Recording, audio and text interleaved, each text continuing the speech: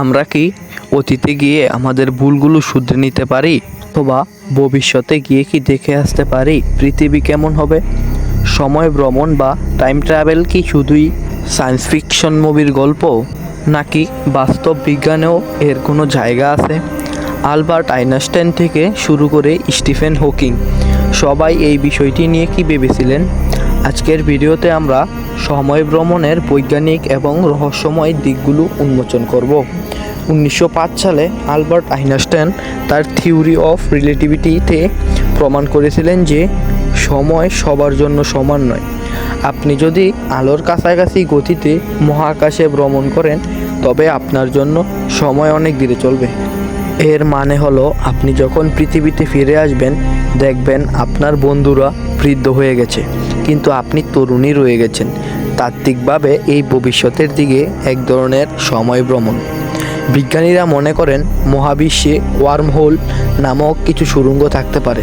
এটি মহাকাশের দুটি দূরবর্তী স্থান এবং সময়ের মধ্যে সংযোগ তৈরি করে।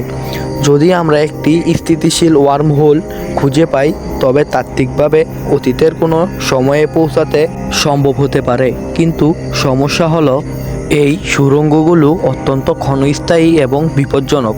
অতীতে যাওয়ার ক্ষেত্রে একটি বড় বাধা হলো প্যারাডক্স।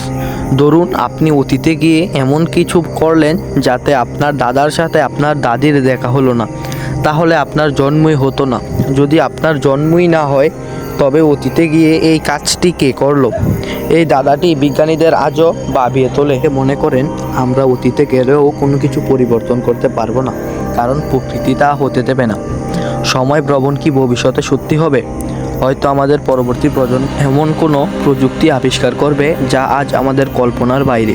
আপনার কি মনে হয় মানুষ কি কোনো দিন সময়ের সীমানা পার করতে পারবে?